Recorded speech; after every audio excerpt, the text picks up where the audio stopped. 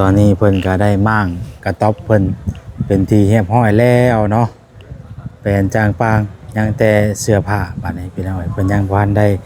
เก็บได้กวดหรือว่าปัดเมียนเนาะจำนวนล้านหนึงพี่น้องเนาะล้านหนึงนี่สิให้ทางบ่นุ่งเนาะไว้ให้ทางบ่นุ่งนั่นแหละเนาะพี่น้องเป็นเงินไม่เพชรเด้อล้านหนึงแล้วก็ตัวนี้น่ะของพอรอนนี่ก็ล้านหนึงได้บ่เด้อแล้วก็เงินตัวนี้น่ะทางแม่เพิ่นบอกว่าให้ทางพ่อน่ะสั่งซื้อเอาไม้เสียนะแบบว่าเอาเงินให้แล้วก็ไม้อะไรที่ว่ามันขาดมันอหย่างเล็กๆน้อยๆที่ว่ามันบ่พอสินะพ่อเอาก็ซื้อมาใช้สินะจัดแจงเอาเด้อพ่อเด้อไม้ตอกอย่างไรที่มันบ่พอหยังก็ซื้อมาใช้สินะเนาะคือเสาที่ว่าหามารอบก่อนเนาะเสาที่ว่าหามารอบก่อนน่ะมัน4เสาบัดนี้ทางพ่อเพิ่นว่าหลายคนกันแล้วก็มาท่วงว่าเฮือนนี่มันบ่แม่น4เสาพี่น้องเนาะเฮือนนี่ตามหลักที่ว่าเพิ่นต่อๆกันมาเพิ่นพาเฮ็ดน่ะเนาะมันก็สิมีเสาเป็นหลักอยู่อันใดพี่น้องเนาะเสาเนาะ6เสา9เนาะ12แม่นบ่แหละ15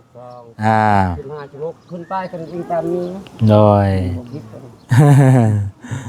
ประมาณนั้นพี่น้องเนาะแบบนี้ทางพอมันได้เอาเสาเพิ่มอีก2เสาเนาะแต่พอดีเป็น6เนาะแต่พอดีเป็น6พี่น้องเ6ต้นเสา6ต้นประมาณนี้แหละใช่เพิ่นมาอยู่บ่นำงัวไปนำงัวโอ้ไปนำงัว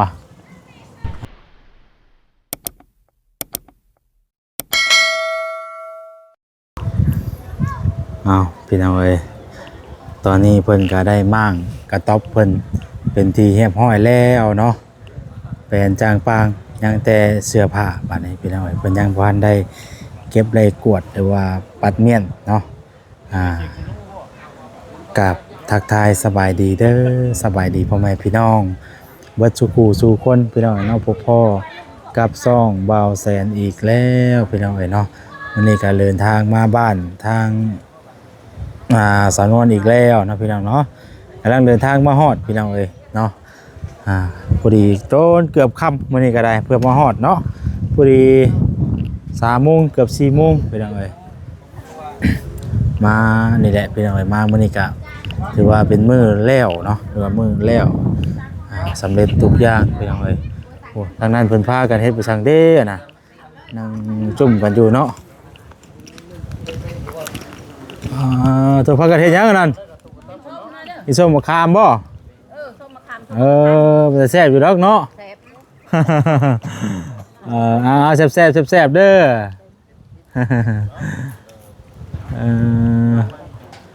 พอดีอากาศหนาวเนาะอากาศหนาวเย็นๆพี่น้องเอ้ยมาพี่น้องเอ้ยกินข้าวอย่ากินข้าวโตๆเนาะข้าวโตๆลองเอาไว้ทางนอกก็มีทางในก็มีไปไกลเด้อสบายดีเด้อบ่นุ่งเนาะสบายดีสบายโดยสบายบ่สวยสบายดีมองอย่ามองเลยบ่เช่นงี้เอาเลยใส่เหยียบแท้นี่บ่มันสิคดนะบ่ได้ห่วงข่อยจักดิบ่เหยียบได้บ่เหยียบได้แต่ปูโอ้ยเพื่อจะมาต่อคืนอีกบาทนี่งอเลยไงโอ้ยเล็กแต่ปูแต่งอเนาะข่อยจักดิเลยกลัวเกิดเองมันทำน้ำหนักเลย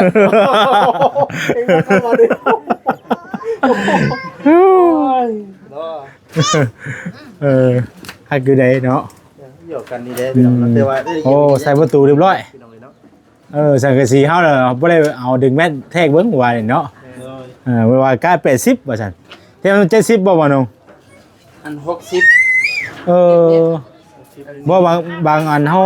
คือพอดีเนาะแม่นอัน80หรือว่ามันบ่ซ้ำหน้าบ่คือกันเนาะยังเจ้ายังเฮาก็ซื้ออยู่โรงเรียนฮอดได้80สบายดีเพราะว่า อืมถือว่าแล้วนะมื้อนี้เนาะอ่า ใช่ อันนั้นนี่ เฮ็ดอันนี้ก่อนปัด ก่อ เอา แล้ สั ว ง ก็ กะสีมาเอ้า อื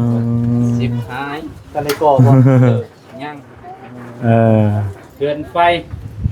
ว่าสิก็ เจ้าแล้วบ่ฮู้มัน บ่ทันยัง เจ้า เด้อปิดกับเด้อ ลองปิดผมดู อย่างนึงเด้เจ้า เป็นปองเฮาต้องเอาไม้แนบอีกบ่ อัน ห นี้ รือว่า ได้อยู่เด้ ยามันบ่ เจาะเข้านี่เลยได้บ่ โอ้นี่ก็ได้ได้ พอดีแล้วเขาล่ำกันเลย พอดีให้ปล่อยฮู้เลยปองเลยบ่ ระบาย อันนี้ก็บอนอันสาวนวลแล้วโชงมึงลูกเขาเด้ อืม กินยังอยู่ เฮ็ดหยังบักห้ำเหมือนกันนะ เป็นหยังดอกเนาะ ได้อยู่แต่ว่ายันแต่เล็กน้อยนะสิมา เสียวเนาะ อุ้ย อันนี้ยังน้ำแบบ ต้องไม่อ่ะเด้ ต้องไม้แนบใช่ ต่อไม่ได้ใช้นี่น่ะไม่น่ะ ไม่สิตับเก่าเราเด้ ต่อแนบใช้เศษนึง เส้นหนึงเนาะ แม่น ต้องปิดเลยก็ได้บ่นี่ไม้ตัวนี้ไม้ตัวนี้ ไม่เศษเอาไปเลย ไม่ก็ตับเก่าเราเด้โอ้ตัวสีอันนี้แท้เนาะ ประตูเราสิบ่เพบ่พังแล้วว่าเนาะได้อยู่ดอกเนาะ บ่เป็นหยังเฮาก็ครึ่งน้ำแหละ มีประตูอย่างดีเนาะ เด้อไว้ประมาณนี้นะ อ่ามีประตูอย่างดีพี่น้องเอ้ย ไอ้ทั้งสาวนวล ตัว ชวนเด้อ ปัดกวดเรียบร้อยแล้ว สบายเนาะ โอเคพี่น้องไอ้บาทนี่ สบายดีคือกัน แม่นบ่ กินว่า อ๋อเป็นว่าดีเนาะ น้ำร้อย ไม่อายหรอก ทำจะเริ่มกดตัวนี้ อ่าก ดให้กัน ในรอบเนาะรายมื้อรายเดือนพี่น้องเนาะบ่ได้มาทางนี้ สำเร็จเนาะ เดือนก็แล้วเดือนไผก็แล้ว จะเล่ไปเลย มีแต่แล้วอย่างเดียว พี่จริงก็ให้มาดูถูกนะเฮ้ย มาดูบ่ มารู้ บ่ มาเรื่อยๆมาเรื่อยๆมาเรื่อยๆสิ มาเรื่อย แค่บ่เรื่อยแล้วบาทนี่เพิ่นแล้ว ยันบ่เรื่อยแล้ว เออ มาเรื่อยๆ ผู้มาดูก็ยังบ่เห็นเจ้าของเรือนอยู่ตอนเช้าเอ้าบ่เห็นอีกแล้ว เฮ้เรามาเฮ็ดประตูปอกๆผู้เดียวบ่ แม่ จะคิดได้ก็มาจับไม่ช่อยอย่างดีเนาะบ่นุ่งเนาะ มานั่งเป็นกำลังใจกันยังดี180 บ่ถึงบ่ เนี่ยเป็นชิป เงาสบายอ้อ 180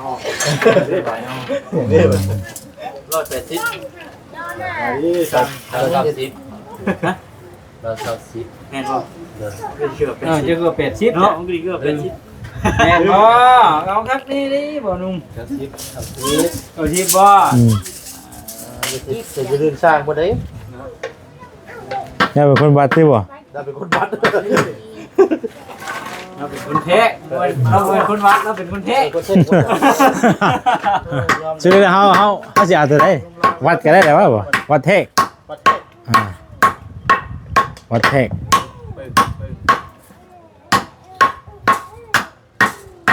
แต่บ่มีแล้วมีแต่ว่าใช้นี่ปิดไว้ก็แล้วเนาะบัดนี้เนาะอ่าชัวร์แล้วบัดนี้พี่น้องเนาะสำเร็จ มีเงินแล้วยังจะมีผัวอีกแล้วเนาะ ตอนนั้นก็ถือว่ามากแล้วเนาะ ยังบ่ฮู้อีกว่าจะได้ก็มีด้วยนี่เนาะเหมือนเจียวมาอยู่นะอยู่ประยังว่าจะนวล เอาแทงนั่นแหละ ได้ป่ะมาดู บ่มีหน่อยมีหลายเนาะ มันนั่นป่ะมันกับโพเนาะ ถูกก็ เป็นยังพวกกันอ่านหูดิ ได้อยู่หรอกเนาะ ตัดออกก็ได้ ได้อยู่หรอกเนาะ ตัดก็ได้ ได้ ตัดหรือว่าตัด บ่ตัดบ่ตัดเนี่ย บ่แนบเลยมาดู เจ้าว่าตัดหยังอยู่นี่ แนบเลยก็ได้ คือว่าตั้มอยู่กิน ใส่ไม้น่ะคือว่ามันปลอดภัยเนาะ โอ้มันก็ เมื่อกี้นี่แบบเองเป็นเด็กน้อยเนี่ยห่วย โอ้ยยันมีอันย่อยหลายอยู่เนาะ เขาต้องแนบเขาต้องปิดไว้เลยปิดไว้มันกับเขาเจ้ากับชนลายมันเป็นปองนะเป็นน้อยอย่ามักมือเอามือไปจกจินะ เดี๋ยวไปตั้งกล้อง เฮ้ย ไม่พลาดครับอันนี้ก็ จับมาได้เนาะใหม่บ่ครับจับ เอาไป ต๊อกมา ทางนี้ก็บนโต๊ะผมเรากำลังหาไม้มาได้เนาะเถอะ ขึ้นไปเอาอยู่พุ่นนาย ไปเอาอยู่ได้ป่ะ ขึ้นเอาอยู่บ้านเก่าพุ่น โดย ยังช่องคือนี่นะคางมันนี่ของพออยากได้6เช้าลูก อ๋อ ของเช้าก็ชื่อไว้เลยเด้ โอ้ ว่าชีเช้านี่เพราะว่าบ่น้ำบ่คักนะว่า อืม ลูกหลานมาสิอยู่ในใช้ว่าลูก อันนั้นแห เพ ละ ราะว่าง่ายก็คือเฮือนนี่เพิ่นบ่เคยเฮ็ด4เสาเนาะ โดยคือมันเป็น อันนั้นแหละ คือมันเป็นความหมายคือเฮือนน่ะบ้านเฮาน่ะเพิ่นบ่เคยเฮ็ด4เสา6เสาเนาะ9เสา12เสา15เสา18หรือว่า20เนาะได้ไปสิเนาะ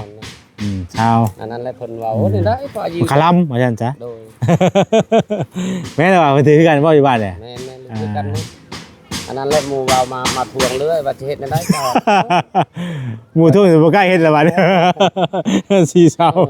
คันว่าเครื่องมันครบเลยว่าพอจะว่าเฮ็ดวันพุธนี่แหละขอเอิ้นเอาให้เขาปลูกซอยนะนี่มันบ่ครบเลยอยู่แบบนี้แหละลูกเอ้ย โดย จักเสียครบก็ได้ แล้วก็วันก็เพิ่มพอก็หาเพิ่มอีก2เสาประมาณนั้นก็ โดย อันนี้ลูกในเสานี่ อืม ในทางเรือนลานนี่ โดย ได้แล้วเสา ให้เลยบ่ โดยเพราะว่าคัน6เสาคันปลูกได้เพราะว่า4เสา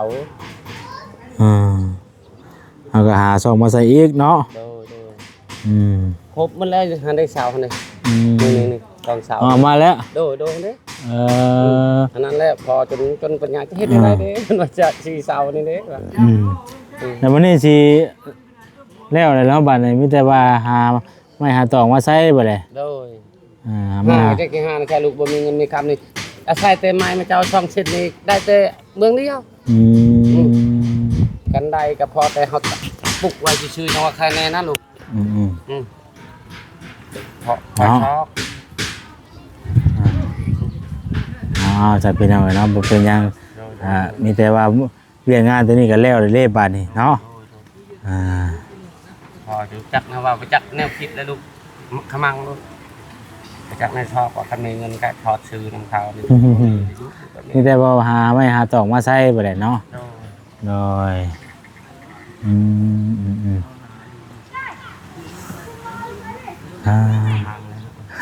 บอกว่าเมื่อวันพุธสิมานี่แหละว่าสิปลูก สิตั้งหม่องใด มองเก่านี่ หม่องเก่าเลยเนาะ โดยมอง ยังมาพี่อีกบ่ โดย ยับอยู่แถวเก่ายับมางอกเนาะ โดย แค่ดอกเสากับมีเนาะ ฮะ เสากับมีเด้อเนาะ โดยทันได้ลูกเชาเขามาให้อีก2เชา เอามาให้อีกเด้อ โดย โอ้ ว่าเขาทวงว่าคันปลูก4เชานี่บอกค่าคลามกันเอา6เชา ลำก็ว่าอะไรก็ส่วนหลายบ้านเฮากับเพิ่นก็ยิ่งว่าอยู่ นั่นได้ลูก บ่มีทุก4เสาสินะนี่เพิ่นก็มี เพียงนาหันได้ลูก บ่เป็นหยังเราก็หามาใส่เพิ่มอีกเด้ โดยนี่2เชาครับ ไม่ก็ตัวเดียวเนาะ ว่าพอดีเลยลูกคันว่า6เชาหันครับหันเขาว่าให้เอาหัน3.50 เมตร6เชา ให้มันพอดีกับสังกะสีแล้ว โดยพัดเฮาจะตัดให้ยันเฮาสิได้ไหมพัดมันกระเทินนะทางนี่ฮะ กะเวทดูไงปานนั้นเนาะดูธรรมดา 3.50 เมตรพอแล้ว พอดีอยู่ว่าแล้วก็บ้านเฮาเพิ่นลำก็ว่าให้เสาสิเฮือน4เสาสินะ ที่ชาวคล้ำเขาว่าโดยปุ๊กแต่เขาเอามา เป็นหยังก็หามาเพิ่มใส่อีกเด้ก็ครับเพราะเป็น6เสา โดย ถือว่ามากได้เอานั่นก็เนาะมากแล้วก็มีแต่เอาเตียงเอาหยังเข้ามา ไปกระลูกกระล่าง ไว้นี้บัดนี้เนาะพอนุ่งเพิ่นก็มาเฮ็ดแต่เช้าเพิ่นบ่มื้อนี้พี่น้องเอ้ยเนาะแล้วล่ะบ่นุ่ง โอ้ยมาส่งคนผู้มือได้ผู้ชาวไปแซวมากินชมกินแซวนี่ แล้วก็มา หวานเฮ็ดยัง À, คนกิน พี่ก็ได้มีอันรางวัลสิให้เพิ่นนี่แล้วเพิ่นเฮ็ดแล้วเพิ่นปิดงานน่ะเนาะนุ่งบ่ บ่นุ่งแล้ว ไปบ่มีบ่ โอ้ยเนาะ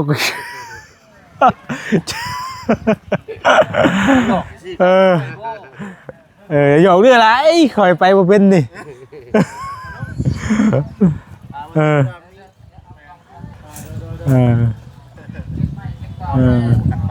ค้ากันอะไรก่อนเฮ้ยเอาหมองไหน บ่นี่จะนั่งอยู่นี่นั่งอยู่พานี่บ่ มีปากกระจาด บอกสนวนแล้วไปนำอ้ายแล้วมาอยู่ห่าอ้ายแล้วบ่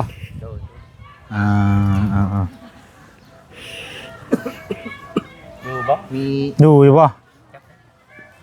เห็นเราไปน้ำเบิ้งไปนู่นไปน้ำอ้ายอ่า ปนน้ำอายมานู่นเอ้ยนู่นนับไปบอก ให้อันนี้ให้หมดอันนี้ก็ได้ไปน้ำไปน้ำดุงจะมาพี่เลยไปละไป ปนน้ำมาอนุมันเจอกันได้แต่บนนี้อ่ะ หลายแค่น่ะ ตัวนั่งพากระต่ายได้บ่เอ้ย นั่งลง อ่า เป็นยัง ฮะเดี๋ยวพากระต่ายฮักบ่ตัว หลังคาคือแบบนี้เอาโอ้ยลูกเอ้ย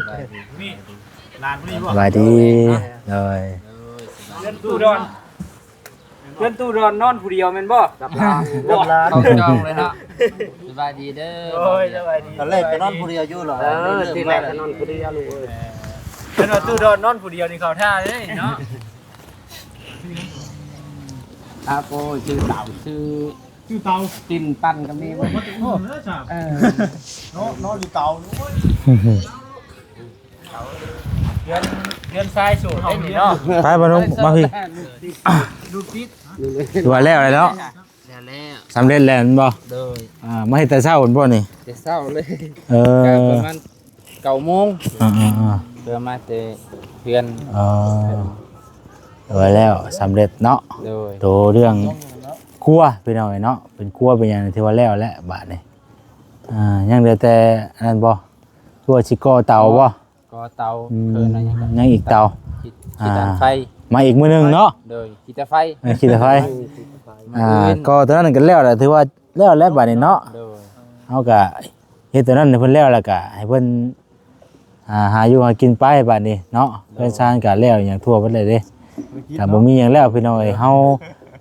ทางผู้ใหญ่เพิ่นซอยสุดแล้วสำนี้น่ะเพราะว่าให้ครบเบิดแล้วเนาะเพราะว่าจัดแจงเฮาก็แบบว่าเฮ็ดให้จนแบบว่าสะดวกนะสะดวกสบายเบิดแล้วนะต่อไปก็ให้เพิ่นดูแลรักษาเอาเพิ่นชานั้นเป็นหม่องใดมันหกมันเถื่อก็ให้เพิ่นปัดเพิ่นกวดเพิ่นเมียนเอาเนาะดูแลรักษาเอาเพราะว่าแล้วทั่วบ่ได้บาดนี่ เอาอยู่ให้น้องจบเป็นงานเนาะให้สะอาด งามและไปหน่อยภายษาพอดีทั้งแม่เพิ่นทั้งแม่เพชรเนาะเพิ่นฝากเงินมาให้นี่แหละทางบ่อนุ่งนี่แหละพี่น้องเนาะกับพอรอนเนาะทางพอรอนกับเตียงน่ะสิว่าน้ำสนวนอยู่เพราะว่าเตียงน่ะอีกเตียงตัวนึงน่ะสิเอาให้ทางถ้าพอเพิ่นอันนึงนะเตียงที่เอาไปใส่แก้มาตอนน่ะเตียงตัวนั้นเด้ตัวนั้นตัวไม้ไผ่นะให้ทางพอรอนเพิ่นอันนึงเตียงพี่น้องเอ้ยเนาะก็เดี๋ยวสิเอาเงินให้เพิ่นก่อน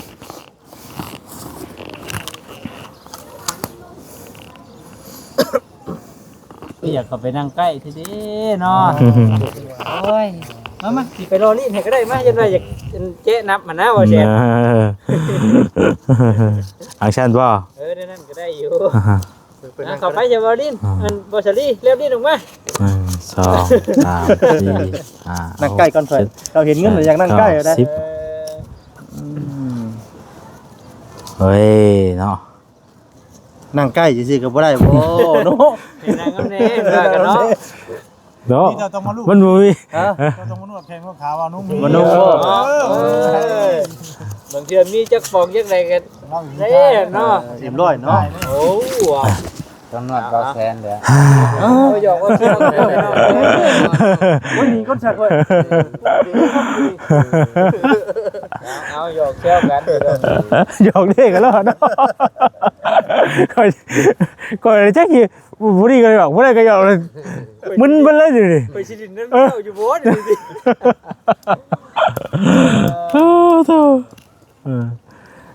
ถ้าเฮาอยากได้น่ะเฮาต้องอยู่มันคือบ่นุ่งเออ โอ้บ่แล้วก็กอได้ล่ะบ่ ไปกอ นี่แหละไอ้สิว่าชวนข่อยแน่จักกัน ต้องดูมันคือบ่นุ่งนะว่าเฮ็ดบ่สิได้นี่บ่ได้ธรรมดาได้มาเทนี่จะว่าจักมือจะว่าเวลาสิได้ก็ว่าได้ก็เนาะเป็นเอาเงิน จำนวนล้านหนึงพี่น้องเนาะล้านหนึงนี่สิให้ทางบ่นุ่งเนาะไว้ให้ทางบ่นุ่งนั่นแหละเนาะพี่น้องเป็นเงินไม่เพชรเด้อ โดย ล้านหนึงแล้วก็ตัวนี้น่ะของพอรอนนี่ก็ล้านหนึงได้บ่เด้อแล้วก็เงินตัวนี้น่ะทางแม่เพิ่นบอกว่าให้ทางพ่อน่ะสั่งซื้อเอาไม้เสียนะแบบว่าเอาเงินให้แล้วก็ไม้อะไรที่ว่ามันขาดมันอหย่างเล็กๆน้อยๆที่ว่ามันบ่พอสินะพ่อเอาก็ซื้อมาใช้สินะจัดแจงเอาเด้อพ่อเด้อไม้ตอกอย่างไรที่มันบ่พออย่างก็ซื้อมาใช้สินะเนาะ พอแล้วบ่ คือเสาน่ะคือเสานี่เสาเก่านี่คือเสาที่เพิ่นหามารอบก่อนเนาะเสาที่ว่าหามารอบก่อนน่ะมัน4เสาบัดนี้ทางพ่อเพิ่นว่าหลายคนกันแล้วก็มาท้วงว่าเฮือนนี่มันบ่แม่น4เสาพี่น้องเนาะเฮือนนี่ตามหลักที่ว่าเพิ่นต่อๆกันมาเพิ่นพาเฮ็ดน่ะเนาะมันก็สิมีเสาเป็นหลักอยู่อันใดพี่น้องเนาะเสาเนาะ 6เสา9เนาะ12แม่นบ่แหละ15 16ขึ้นไปกันอีกตามนี้ โดย ประมาณนั้นพี่น้องเนาะแบบนี้ทางพอมันได้เอาเสามาเพิ่มอีก2เสาเนาะแต่พอดีเป็น6เนาะแต่พอดีเป็น6พี่น้องเอ้ย ต้น เสา6ต้นประมาณนี้แหละ ใช่เพิ่นมาอยู่บ่ น้ำงัว ไปนำงัวโอ้ไปนำงัวเพิ่นบ่อยู่เนาะพอเพิ่นนั้นเพิ่นก็มาซอยเวียกนำกันบ่ ก็บางมื้อก็เป็นมา วันนี้ทางแม่เพิ่นก็บอกว่าให้เอาเงินให้ทางอ้ายเพิ่นนำสินะ200,000ว่าซั่นเพิ่นมา2มื้อบ่บ่น่ะก็มาเทช่วง มีแต่ว่าข้อยสิฝากไว้นำเจ้าเด้อฝากนำเจ้าแหละครับว่าพอเจ้าไกลไปไกลมาอยู่บ่แถวนี้ โดย แล้วก็แวะให้เราเด้อ จะได้มาอีกอยู่บ่ บ่เราอยู่ใกล้ได้บางเทื่อแล้วฝากไว้ในบ่นุ่งให้เพราะว่าเพราะว่านี่แหละพี่น้องเอ้ยเพิ่น200,000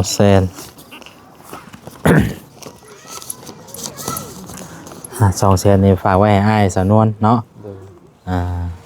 พี่น้องเอ้ยก็ถือว่าแล้วสำเร็จไปแล้วก็กลัวเนาะดีใจนะเพื่อนบ้านนี้แล้วเบิดเลยพี่น้องเอ้ยนอกบ้าน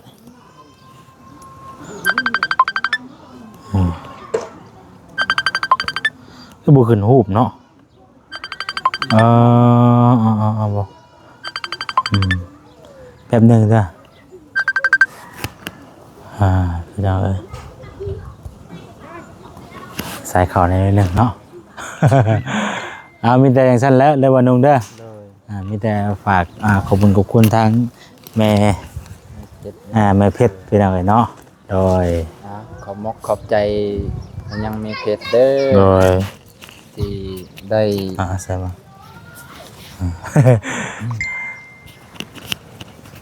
ลืมไปเลย โดยขอบใจมีเพชรขอบพระคุณหลายๆที่ได้ซอยลูกและก็ไอดอลเนาะที่ได้ซอยเฮ็ดเฮือนครัวของไอ้นวลก็ถือว่าใช้เวลาก็โดนเติบขอโทษขออภัยหลายๆขอให้แม่เพชรอยู่ดีไม่แห้งสุขภาพแข็งแรงเจ็บอย่าได้ไข้อย่ามีทำมาค้าขายเฮ็ดกิจการใดขอให้เจริญไปทางหน้าขอให้อายุมันขวัญยืนเป็นโฮมโปมใส่ของลูกของหลานและเป็นที่พึ่งของลูกของหลานตลอดไปเด้อแม่เด้อสาธุเนาะโด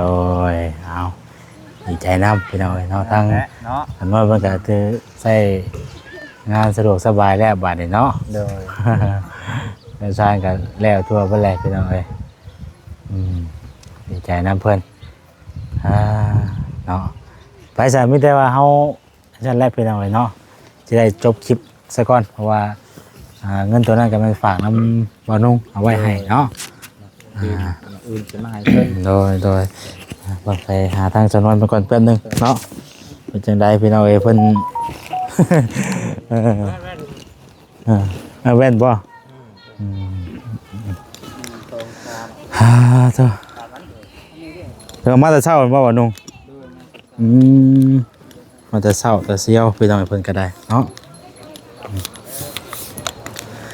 ยังบุกอีกมื้ออื่นเนาะเพิ่นก็ได้พี่น้องเอ้ยโอ้ใช่เจ้าของเพื่อนเพิ่นไปทางใดล่ะขึ้นเทิงบ่ตอกกันเรียบร้อยแล้วอันนี้ก็เนาะปิดเรียบร้อยแล้วพี่น้องเอ้ย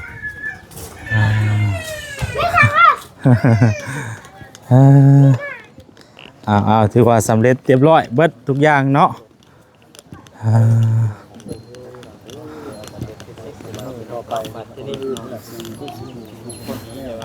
พี่น้องแล้วก่อน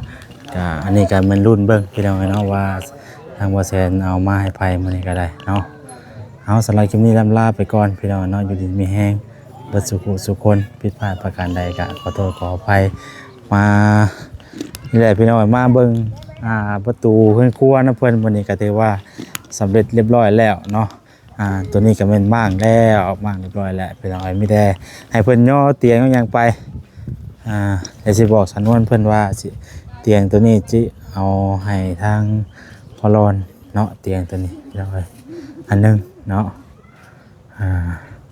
เอาสำหรับคลิปนี้ลำลาไปก่อนพี่น้องเนาะอยู่ดีมีแห้งบัดสุขคนเด้อพี่น้องเด้อเนาะสบายดีพี่น้องเอ้ย